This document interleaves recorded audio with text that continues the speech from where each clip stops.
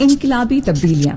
پائیدار ترقی کے عالمی مقاصد یا SDGs ایک دوسرے سے جڑے 17 عالمی مقاصد کا ایک مجموعہ ہیں۔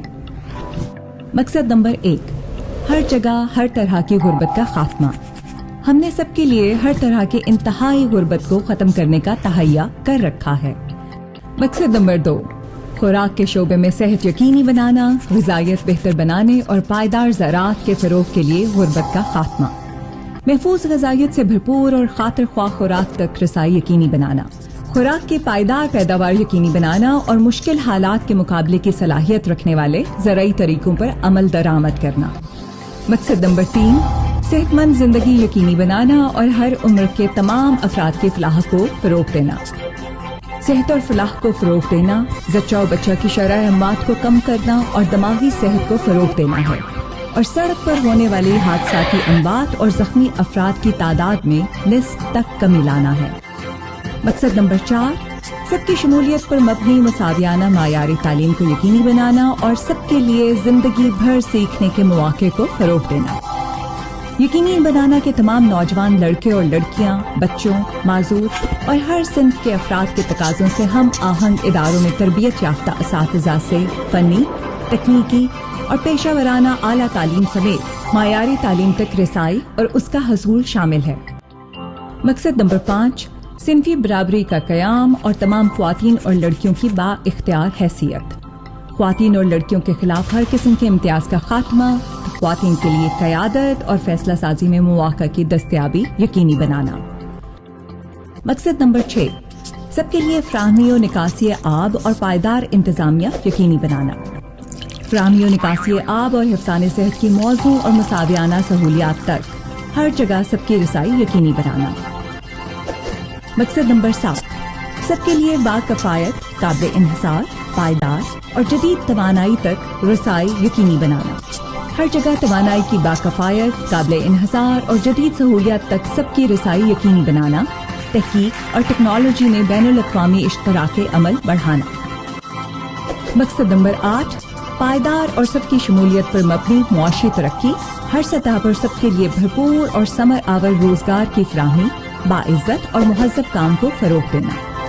فی کس آمدنی کو پائیدار بنانا، معاشی پیداواری صلاحیت کا حصول، جدید ٹیکنالوجی کو بہتر بنانا، ترقی پر مبنی پالیسیوں کا فروغ اور جبری مشقت کے خاتمہ کے لیے اقدامات کرنا۔ مقصد نمبر 9، مشکل حالات کے مقابلے کی صلاحیت رکھنے والے بنیادی ڈھانچے کی تعمیر، سب کی شمولیت پر مبنی اور پائیدار صنعتی عمل کا فروغ، تحقیق میں بہتری، جدت کا فروغ اور اطلاعات و ابلاغ تک رسائی میں اضافہ۔ مقصد نمبر 10، ممالک میں اور ممالک کے مابین عدم مساوات میں کمی۔ مقصد نمبر 11، شہروں اور انسانی آبادیوں کو سب کی شمولیت پر مبنی، محفوظ، مشکل حالات کے مقابلے کی صلاحیت کی حامل اور پائیدار بنانا، جن میں بنیادی سہولیات، توانائی، رہائش اور ذرائع آمد و رفت تک زیادہ سے زیادہ رسائی مہیا کرنا۔ مقصد نمبر 12، تصرف اور پیداوار کے پائیدار طریقے یقینی بنانا،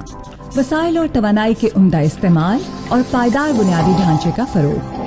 فالتو مواد کی روک تھام، فضلہ کے اخراج میں کمی اور دوبارہ استعمال کے ذریعے روک تھام کر کے وسائل کو ضائع ہونے سے بچانا۔